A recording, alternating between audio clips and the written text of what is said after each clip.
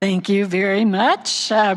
We are continuing on with history, and we left off on your page number 3 with 3 significant events. And they are significant. First, we start in England, which is kind of strange to think about modern-day Israel's history kind of beginning with England. But there, a number of people, Henry Finch was one, member of Parliament, and also a scholar of Hebrew, and he had reached the conclusion in studying the Old Testament in Hebrew that God's purpose would be to bring back somehow the Jews to the land of Israel. And of course, we looked last week at some of those promises God made to bring the people back. Then Thomas Brightman, who is recognized kind of as a hero by the people of Israel, he wrote a book called Shall They Return to Jerusalem Again? It was actually published in 1615 after his death, but he put in his book, "There is nothing more certain, the prophets do everywhere confirm it." And he was a Puritan, he was a pastor, and he's seen as the father of the British effort to return the Jews to their homeland. And there were many, many other Christians in Britain who followed that line of thinking. His book was very influential. But also, the King James Bible was published in 1611, which meant now a lot of people are going to be reading Scripture, and they were also seeing God's promises for themselves, that indeed it appeared that God was going to bring back the Jews to Israel. Then we have the Russian persecution of the Jews. This took place under Tsar Alexander III. It was a government-sponsored persecution. At that time, it's estimated that about 50% of the Jews in the world lived in Russia. And in 1882, they enacted what was called the May, as in month of May laws. And those laws said that Jews could no longer buy property, that only a small percentage were allowed now to go to high school and further education. No Jew was allowed to live in Moscow anymore. Any who were living there were expelled. Their civil rights were curtailed. And then, beginning at that time, from 1882 through 1914, is when you had a mass exodus of Jews leaving Russia and coming to the United States. But we also had a group who decided that it was better to go back to the Holy Land, and they were the lovers of Zion. And that was the first Aliyah. The first Aliyah, which means to go up. And so you had these Russian Jews heading for Israel, Palestine at that time. They did not do very well. The land at that point was kind of a wasteland. We read that last week, seeing some of Mark Twain's observations and others of the state of Palestine at that point. Malaria was a big problem, but they did issue a manifesto expressing a desire for a Jewish state within Palestine. And it was a call to action. It was a call to all their brothers and sisters in exile to return to the land of Israel. And indeed, to make Aliyah is to move to Israel, and it had that religious significance of being a part of the fulfillment of prophecy. But the real biggie was the Dreyfus Affair. Alfred Dreyfus was a French army officer. He was accused of selling military secrets to Germany. He went on trial and he was found guilty and sentenced to a life imprisonment. The idea was that because he was a Jew, he could not possibly be all that loyal to France. Now later, his innocence was proven and he was released from jail and allowed to actually go back to his former position. However, damage was done when he was convicted and people shouted, not death to Dreyfus, but death to the Jews. It was a trial that kind of made history all through Europe, and very, very shocking to one reporter in particular, and that was Theodor Herzl. He came from Vienna to cover the trial of Dreyfus, and when he heard people shouting, not death to Dreyfus, but death to the Jews, he, a Jew, was totally just blown away. I mean, shocked, distressed, couldn't believe what he was hearing. And he reached the conclusion that anti-Semitism really is a part of every society, not on the surface maybe, but it's underneath there. And at some point, it's going to come out. And so his solution, he thought the only solution would be to have a Jewish state where Jews could live without that threat of anti-Semitism. It's kind of interesting because if you turn to the very last page of your handout booklet, these were some quotes from various places, mostly the LA Times, after October 7th and Hamas's attack on Israel. But the very first one,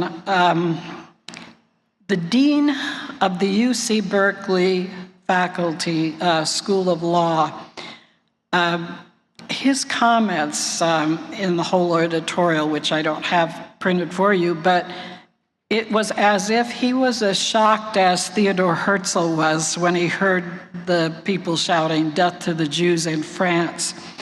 And he says, quote, "As a 70-year-old Jewish man, nothing in my life has prepared me for the last 3 weeks."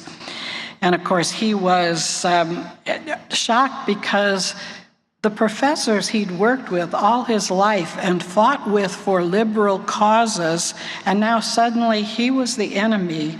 He was hearing things like death to the Jews and that Zionism was genocidal, and nobody was expressing sympathy for the Jews, but more for Hamas. And he is just, this is just, you know, to him, these are his friends, and suddenly they've become almost like enemies.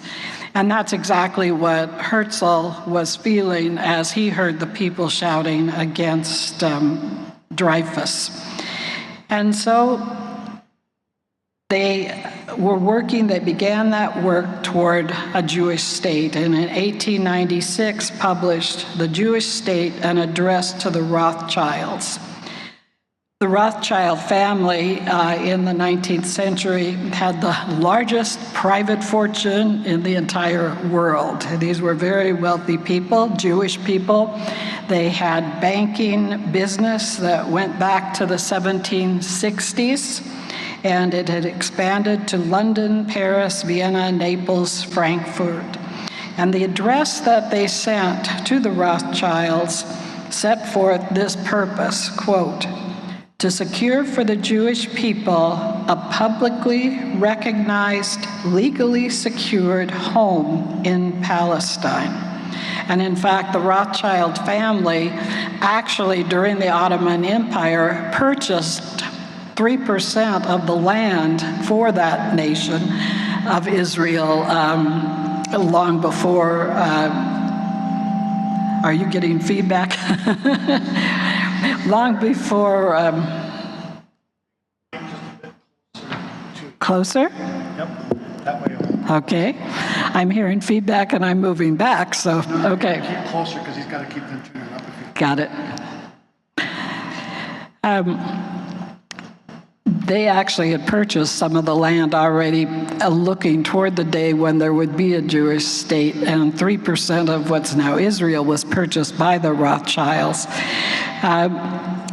The idea of having a Jewish state, however, was totally ridiculed by most of the Jews at that time, especially in America, but also in Europe, where it was, okay, so there was one trial where there was a problem, but really, assimilation works. I mean, we're a part of society. We're accepted.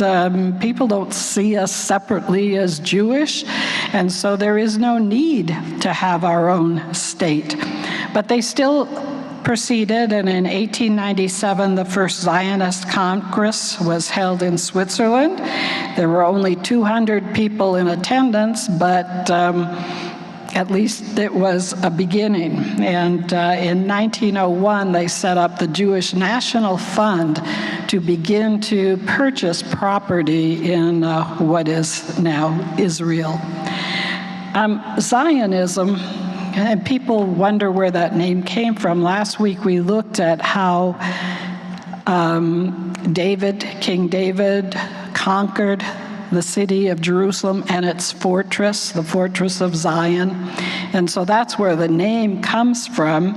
Zionism is a name that was coined by somebody before Herzl to talk about setting up a Jewish state and having Jewish people return to Eretz Israel.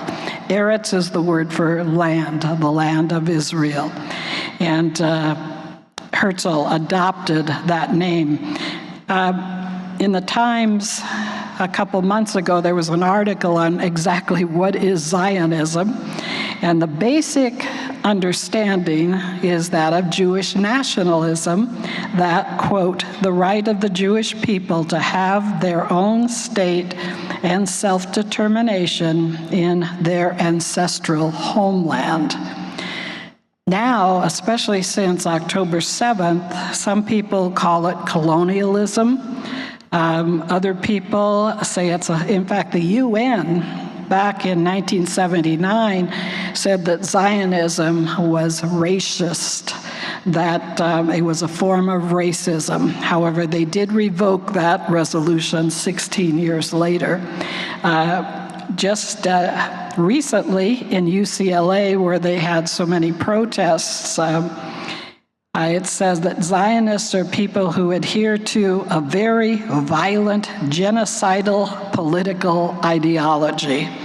So you can see where now the name has become almost like it's a part of hate speech. Sorry, I thought he was signaling me about, should I get closer? But it was the name that they picked for the movement to begin a nation in the land of Palestine, a Jewish state in Eretz Israel. William Heckler is a very important name. William Heckler was a British chaplain. He served at the embassy in Vienna. And he believed that the Jewish return to Palestine was a fulfillment of prophecy. Okay, so now you've got this chaplain from Britain, where this idea that in the church that the Jews were to return to Israel. He'd been very influenced by that. He believed it. And now he's serving in Vienna, where Herzl lives. And they made their acquaintance, and it was actually Heckler who introduced Herzl to many of the important leaders in Europe and to much of the royalty. And in fact, this tribute is from the Jewish American Society. They said, quote, "Without Heckler's intercession and support, Herzl may have simply remained an obscure Viennese journalist." You know, it's amazing as you see God's hand at work. You know, first in the Christians in Britain, understanding prophecy, and then having one of them in close contact with Herzl, who is then able to introduce him to the leaders and royalty of Europe. It's, you just see how God's hand he's working behind the scenes, kind of like remembering Joseph in Genesis, where, it's just one step after another gets Joseph to that position. There are no coincidences with God. In 1903, the Protocols of the Learned Elders of Zion was published in Russia.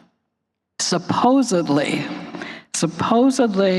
these were the minutes of a meeting, a secret meeting of Jewish leaders, and they set forth a plan for world domination by the Jews. It was a secret document, supposedly, but somehow it leaked out. It said that the Jews would subvert the morals of Gentiles, that they would then take control of the press, the media, and also control the world's economies. This was totally false. It was fake. It was exposed as fraudulent in 1921. However, it was a signed reading in Germany under the Nazis. Henry Ford, as in car maker Henry Ford, funded 500,000 copies. Syria, in 2003, made it into a TV series, and it was shown in Iran in 2004. It's used today in Arab and Islamic textbooks as fact, and it's still widely available on the internet. So, it's this problem of anti-Semitism and the problem between the Arabs and the Jews is it's almost like it's being promoted on if not one side, both sides maybe. In 1904 through 1914, that was the second Aliyah. It was mostly Jews coming from Ukraine and Russia, and the conditions that they were finding were still not very good. This was an article in the Atlantic Monthly that was published in 1919. There is no chapter in the colonizing history of any people finer than the story of these Jewish pioneers. They came to Palestine ignorant of agriculture, ignorant of the land, ignorant of the people, miserably equipped. There was no security for land, property, or life, and fever and pestilence raged. The settlers had to compete with native labor accustomed to a very low standard of life. They had to make their own roads, furnish their own police, their own schools, their own sanitary apparatus, while the government of Palestine offered them nothing but the privilege of paying taxes. So it was a very rough start for those Jews who first were coming to Israel. And of course, that was still when it was under the Ottoman Empire. There's a book that, if you're interested, it was on the New York Times bestseller list called Letters to My Palestinian Neighbor by Yossi Klein Halevi, H-A-L-E-V-I. But he's written it in a way that he's trying to explain he lives in Israel, to his Palestinian neighbors, their understanding of why they're there and what's happening, obviously written before October 7th. And then in the back, which is what makes it interesting, he has all these letters from Palestinians who've written to him sort of as a rebuttal, so that both sides can be heard. And in the book, he talks about how the Jewish people first moving to the land of Palestine purchased the land. It says that The Zionist movement bought land from whoever was legally entitled to sell. That often meant absentee Arab landlords. Sometimes the land was uninhabited for malaria-infested marshes or rocky terrain for which the Zionists paid exorbitant prices. The land prices increased by 3,000% between 1910 and 1944, mainly because of Zionist purchases. But the idea is they were buying the land, not simply taking it over. But it says, he writes, some of the lands owned by absentee landlords were inhabited by Arab peasants who worked them for their entire lives and who were now evicted, though with some financial compensation. And so you had that problem, now people being evicted from their land, Palestinians, Arabs, naturally they're going to feel upset, but of course the land was purchased legally. And so it's a very difficult problem right from the very start of when Jews were moving to Israel. At that point is when, did you have a question? I cannot hear you at all. Oh, it's Yossi, Y-O-S-S-I, first name, Klein, K-L-E-I-N, last name, H-A-L-E-V-I, and published by Harper. Available on Amazon, as is everything else in the whole world. At this point, kibbutzes were being started. That's sort of a communal, collective settlement, a very close society where people owned the land together and worked it. The very first one was started in 1909, and I think most people who travel to Israel at least visit one kibbutz. Another huge thing was the British Mandate.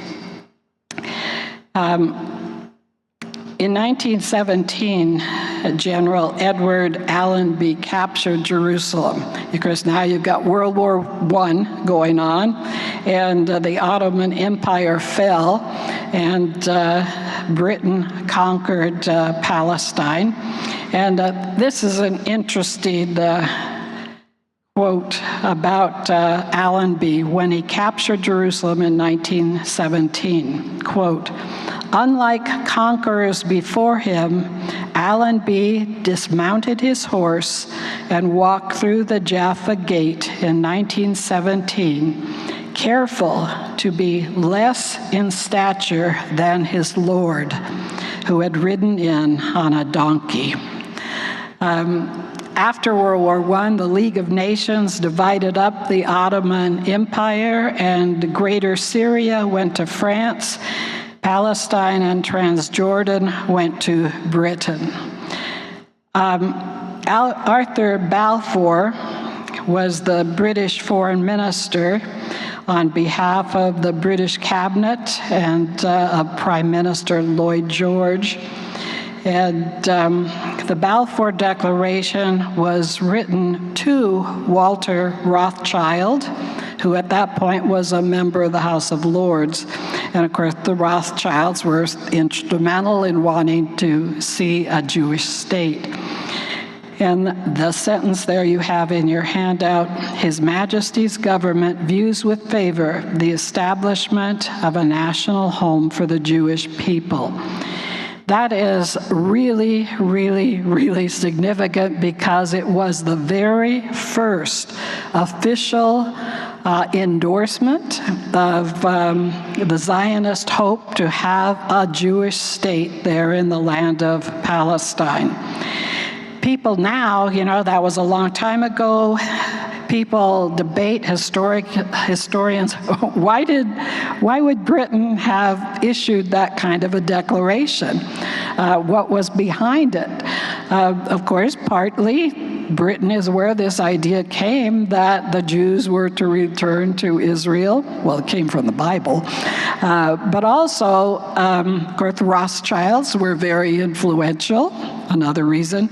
But they say that possibly it was because Chaim Weizmann, who was a chemist and a strong Zionist, he amazingly helped the war effort against Germany in World War I. And so in part, it was kind of that thank you to Weizmann for his services in World War I. And Weizmann actually dominated Zionism. After Herzl, he became sort of the head of the Zionist movement. And in addition, he was the first president of Israel after its independence.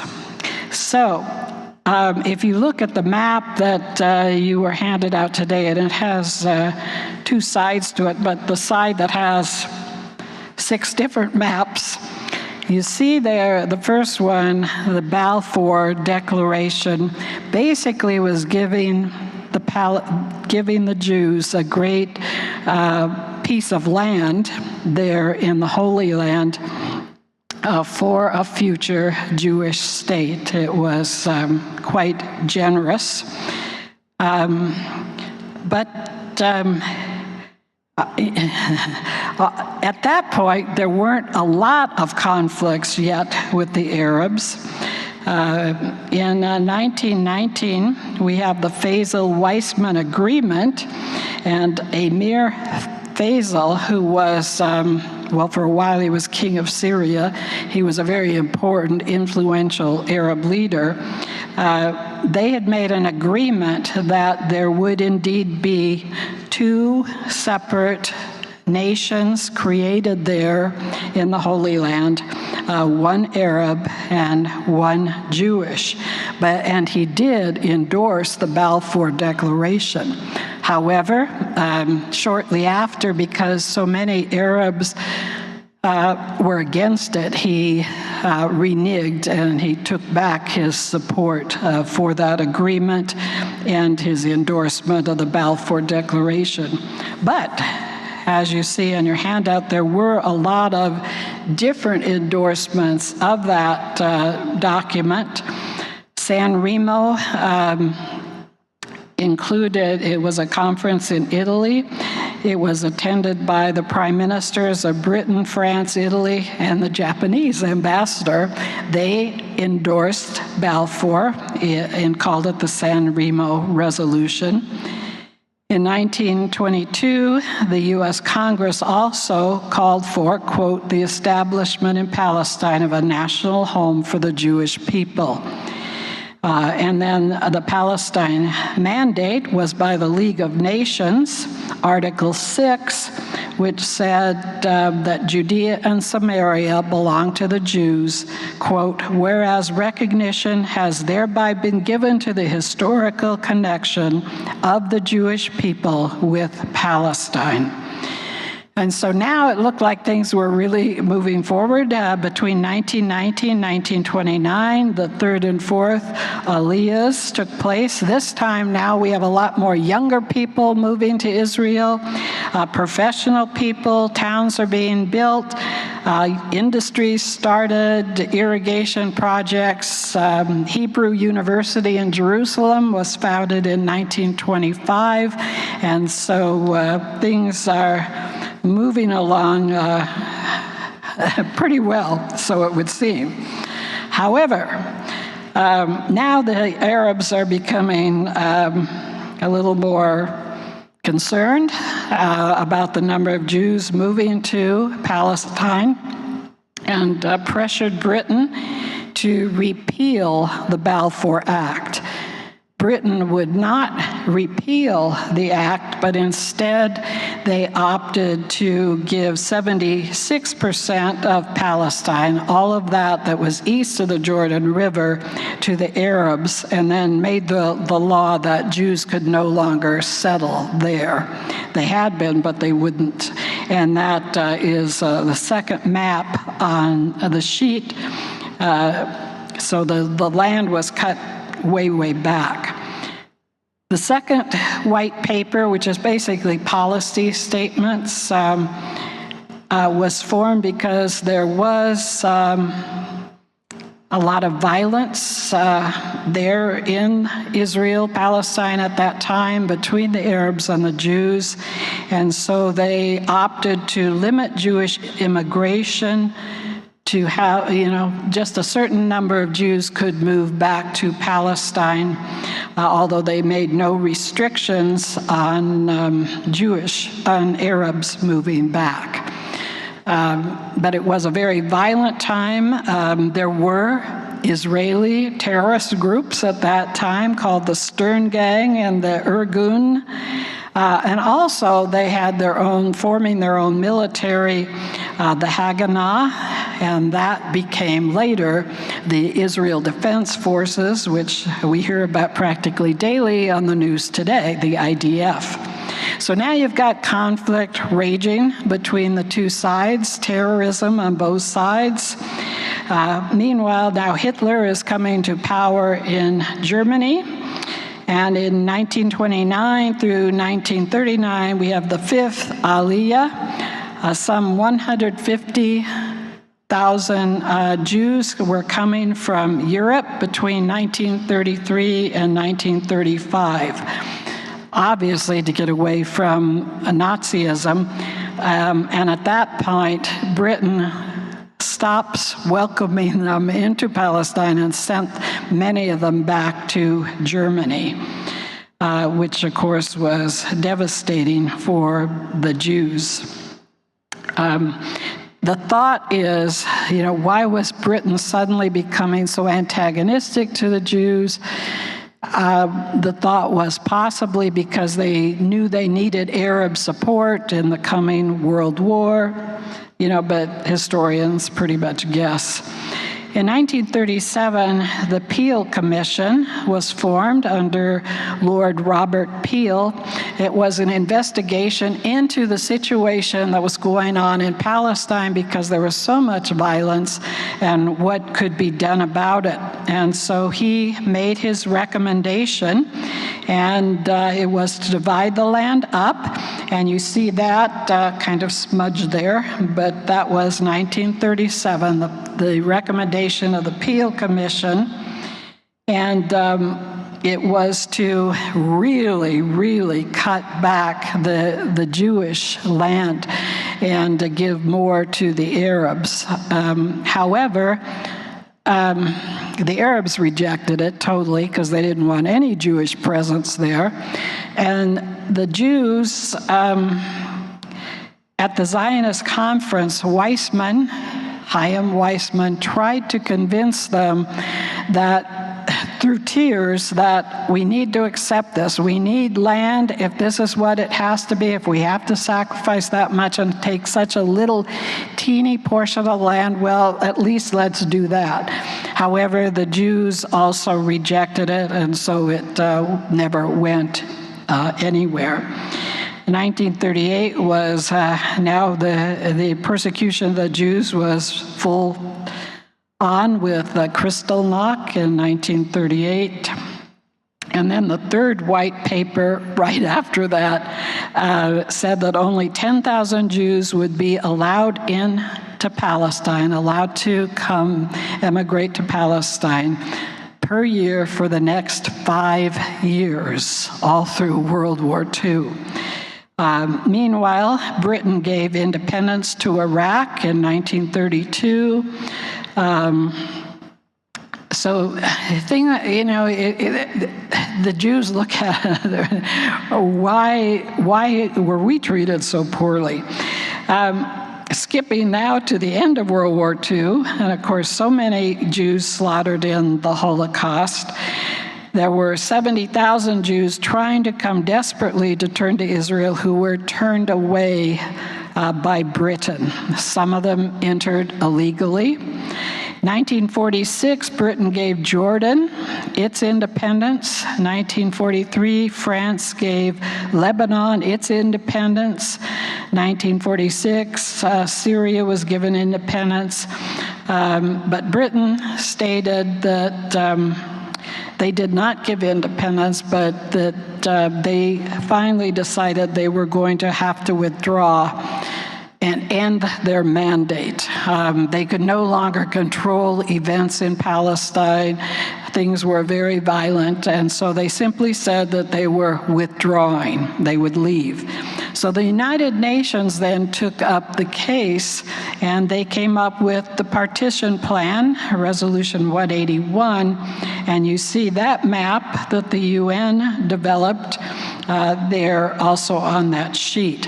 The West Bank was to be an Arab state, and much of the remaining was to be Jewish land, but less land actually than had been given them under the first white paper. Jerusalem would be an international city. And when it came up for a vote in the UN, the US voted for it, USSR voted for it, and it did pass. All the Arab nations rejected it, all of them. None of them voted for it. And the plan was to go into effect 2 months after Britain would withdraw all of its troops from Palestine. And so on May 14th, 1948, the State of Israel was born. And as soon as they announced their independence, it was attacked by Egypt, Syria, Jordan, Lebanon, and Iraq. The Secretary General of the Arab League said, quote, "This will be a war of extermination and a momentous massacre." Great Britain said the population of Palestine at the start of the war was 650,000 Jews and 561,000 Arabs. The Arabs claimed that there were 2 million people in Palestine. At the end of the war, there were 140,000 Arabs in Israel. And you have on the map also the how the map was drawn at the ceasefire. The thing is, what was to be the Arab state was taken over by Jordan, and Gaza was taken over by Egypt, so there was no Arab state established. The question is, why did so many Arabs flee? Why did so many of them leave when war broke out? And there are a whole lot of different accounts. The Arabs call it the Nakba, which means the catastrophe, and they still refer to it as that. And the claim is that they were forced to leave or be slaughtered. They were expelled from the land. Others say, well, they weren't forced to, but certainly they were afraid of the fighting. They wanted to get away from the battle. The Arab leaders, on their part, apparently were telling the people to leave because they were coming in to massacre all of the Jews. I mean, you had all these strong Arab nations against this one struggling little group of people, and so they just assumed this was just a matter of a few weeks and we will have victory and Israel will be gone. And so the idea was, get out of our way, you can come back to your land as soon as we have victory, and it should only be in a matter of weeks. Others left for fear of living as Arabs under a Jewish state. Now, in the book that I just mentioned, it says that after the war, 2 competing narratives about the refugees' tragedy emerged. For many years, our side claimed that there had been no expulsion. Your side claimed that expulsion had been the norm. Both versions were untrue.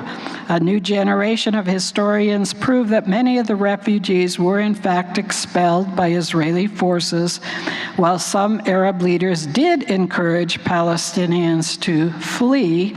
The line between flight and expulsion wasn't always clear. So, who knows? But many of them did flee. Meanwhile, something that's not often mentioned is also 800,000 Jews were forced to flee from the Arab nations where they were actually living at the time. And so they too had to leave, lost their land, a lot of times possessions, and came to Israel as refugees. The fact that Israel won that war is, you just have to see it as miraculous. Nobody was helping them. They ended up with a little more land that they had been given by the UN, but it was a pretty remarkable victory. You just have to see God's hand in that. The Above and Beyond is a movie documentary that I saw on Netflix that Israel had exactly one airplane. That's all. In 1948, they had one airplane, a single prop plane, no Air Force, no military aircraft. But World War II pilots, many from America, fixed up fighter planes, got them to Israel, and then volunteered to fight for Israel. All of which was forbidden by the United States government, but they managed to do it anyway.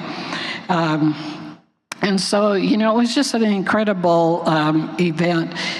On one of the handouts that you got, it mentions this movie as well as the movie Exodus. One of the women in my class that I taught at La Casa de Cristo, the same class, heard me mention the movie Exodus and the movie Above and Beyond, and also Golda. And she went online and figured out where people could actually view those if you wanted to see them. And so I have not checked that out, but that was her work that she did, and I thought you might be interested. Anyway, now there is a major refugee problem, and different ideas about it. The Jews said, well, there would not be a refugee problem had the Arabs not attacked Israel. We would have had two states, Jewish state, Arab state, if you had only accepted the UN resolution. The Arab nations, on their part, refused to assimilate the refugees coming from Palestine and instead kept them in crowded refugee camps, many of which are still around today, with the grandchildren and great-grandchildren of those refugees. In 1959, the UN Secretary General proposed that those refugees simply be resettled in Arab countries because it just seemed to be the most logical situation, a solution, and they would fund their resettlement in the Arab nations. But again, the Arab countries refused. The head of the World Council of Churches likewise said, you speak the same language, you have the same heritage, you have the same kind of social organization. It just seems to make most sense that refugees should be resettled in Arab lands. However, that just wasn't about to happen. But still today, people claim that 1948 was, this was just in an article this year where someone says he has relatives in Gaza, and he says, my family was ethnically cleansed from our homeland in 1948. So, this is something that is part of their memory, even though they weren't alive at the time. But it's that we were thrown off our own land. This was from an article, again, just a few months ago. It says, but with the creation of Israel under a 1948 UN declaration, hundreds of thousands of Palestinians were displaced. They were supposed to also receive a nation, but it never materialized. Well, it did not materialize because of the war on Israel and the fact that the land that was to be their home was taken over by Jordan. So, you know, you have a very complicated situation. And it becomes worse when Yasser Arafat enters the scene and formed Fatah in 1959. Its purpose was to liberate Palestine through armed struggle. And of course, that time, there was no, Palestine was either Israel or Jordan.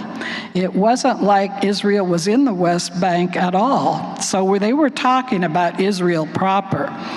In 1964, the Palestinian Liberation Organization was founded, the PLO. The Arab League came together with all the different Arab nations, sending representatives. The purpose was supposedly to solve the refugee problem.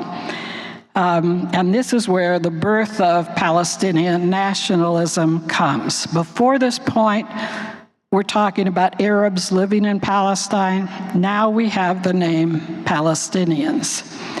Article 1 said all of Israel is Palestine, part of the Arab homeland for all Arabs. Article 6 said all Arabs who lived in Palestine up to 1947 are Palestinians. Previously, they were Jordanian Arabs. Article 9, overall strategy is to liberate Palestine in armed struggle. Article 15, no negotiations with Israel because Israel has no right to the land, and therefore Arabs are justified in seeking Israel's destruction and the elimination of Zionism. Article 17, the Balfour Declaration is null and void. So it wasn't just we want to liberate the West Bank from Jordan. It was we want Israel out of the land altogether. There was no occupied land like today they call the West Bank occupied. There was no occupied land except for Israel. And so the idea was to destroy Israel because it itself was occupied land. Moving ahead to 1967, the Six-Day War. 3 nations attacked Israel from 3 different directions: Egypt, Jordan, and Syria.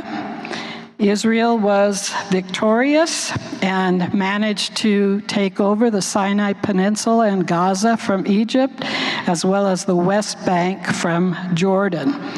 And on June 7th, 1967, they took the city of Jerusalem. And so you see on your map the ceasefire in 1967, that it left Israel much enlarged in territory. But there were some amazing miracles that happened during that war as well, and let me read just a few of them to you. It says, the Egyptian tank commander in the Sinai desert surrendered to a vastly inferior Israeli force on the 2nd day of the war because a desert mirage made him see hundreds of Israeli tanks where there were no more than a dozen.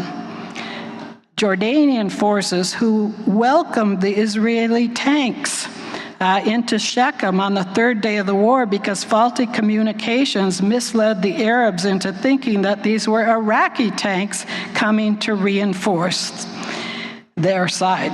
And then the Ammunition Hill on the northern outskirts of Jerusalem, it was captured by an Israeli scout by mistake when he fell into a Jordanian trench in the moonless night at 2 a.m. on Tuesday morning and started shooting from the hip. And the fall of Ammunition Hill was a necessary prelude to the capture of the old city 30 hours later. So you see, you even have, just these amazing events where it's like the Lord of hosts is still fighting for Israel. Not that Israel, everything it does is right, obviously. And in fact, in the book, some of the rebuttals talk about how it says, one Arab says, I find it very hard to believe a person such as yourself doesn't know the truth about the 67 war. Well, their truth is that those Arab nations were not going to attack Israel, that Israel acted first and only used that as an excuse. One of the other Palestinians writes, all scholarly research which analyzed the Arab leadership in 1967 concluded with certainty that none of the Arab states intended to attack. So you've got this constant he said, she said, it's like totally opposite scenarios, totally opposite histories of what had happened. Sometimes I feel that way. I watch Fox News and I turn on CNN and it's like, excuse me, are we talking about the same event here?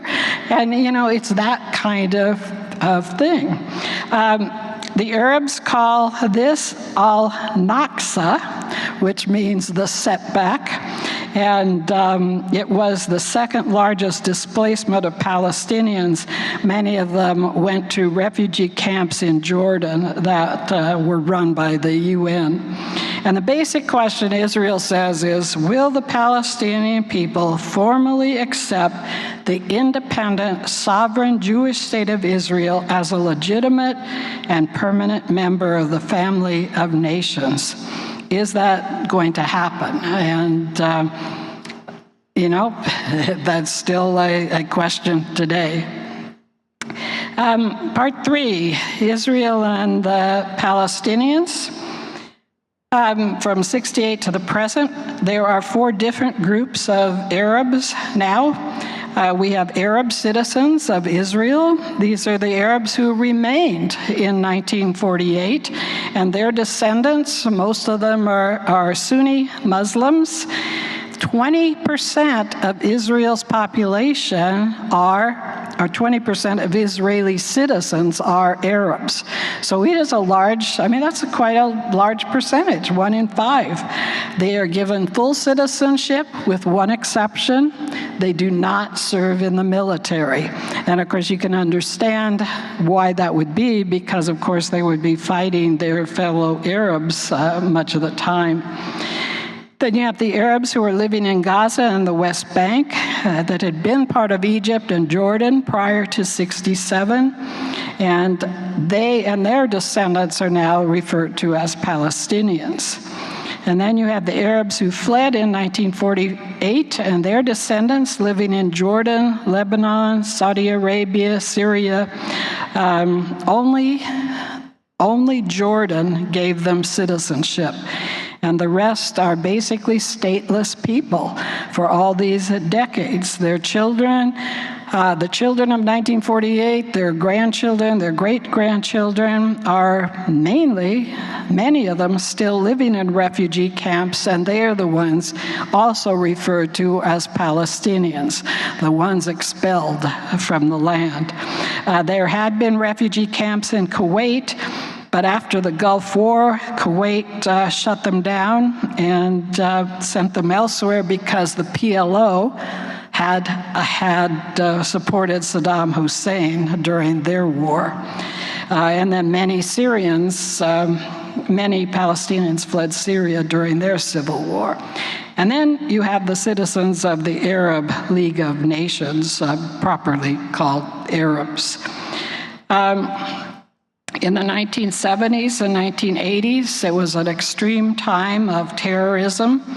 1969, Arafat became the chair of the PLO. 1972 is when 11 Olympic athletes from Israel were killed in Munich. And then in 1973 was the Yom Kippur War. It was a surprise attack, kind of, by Egypt and Syria, although Golda Meir and Moshe Dayan, who was the head of the military, had information ahead of time that it was going to happen, but hesitated to do a preemptive strike because it would alienate the United States. And in fact, that's the movie Golda really goes into that it was Henry Kissinger who made her promise, do not strike first. And it was a very difficult war, one that threatened their existence. But, however, they were victorious. And here's another one of the miracles that took place in that war. Michael Greenspan, a documentary filmmaker, recounts the story of a group of Israeli soldiers in the Golan Heights between Israel and Syria, carefully making their way to a nearby village on a cloudless October night. Suddenly, the soldiers find themselves in the middle of a minefield. As the soldiers begin to poke around with their bayonets trying to locate the mines, a strange wind suddenly appears. The wind was so strong that it blew away 18 inches of topsoil from the minefield, exposing over 1,000 mines. As soon as the mines were exposed, the wind ceased, and the men walked out of the field to a moonlit night. So that's pretty amazing as well. After 3 weeks of war, the Yom Kippur War, the UN demanded a ceasefire. In 1974, 21 children at an Israeli school were massacred. And unfortunately, the UN recognized the PLO as the sole legitimate representative of the Palestinian people. In 1978, there was peace with Egypt, finally, and that was an amazing thing that happened. Israel gave the Sinai Peninsula back to Egypt. Apparently, Egypt didn't want the Gaza Strip, and that remained part of Israel. But that was negotiated under President Jimmy Carter, along with Anwar Sadat, who was later killed, and Menachem Begin. In 1982, war with Lebanon, after years and years of being attacked by Lebanon, then there was a war with Lebanon, and again, in 1983 was when the suicide bombing in Beirut killed 241 U.S. Marines. In 1987, 1988, the first Intifada, which violent uprisings aimed to kill as many people as they can, happened in Gaza and the West Bank. Just a very devastating time for Israel, bus bombings and the like. And then we have the Oslo Accords, and that's a major thing to talk about. It's what people go back to today, looking at what happened to the Oslo Accord, and so we will pick up there next time. So I thank you for your patience. I know I am moving through this quickly, but there is a lot to cover. And if you have questions, feel free to come up and ask or jot them down on a piece of notepaper, and I'll get them answered next week. So let's close in prayer. Heavenly Father, we thank you for the way that you are indeed sovereign over history, and that we are all moving along through our own histories toward that time of the coming of your kingdom in all of its fullness. In the meantime, we thank you for the way that you act on our behalf, and also the amazing way in which we see prophecy fulfilled. And we pray, Lord, that indeed your people will first come to know you and acknowledge their Messiah, Jesus, but that you will keep your protection on them, bring home the hostages that are still kept by Hamas, bring peace to the nation, enable Israel to act with discretion instead of some of their random acts of violence in the West Bank. Lord, we pray that you will indeed bring peace to Jerusalem. In Jesus' name, amen. Thank you all.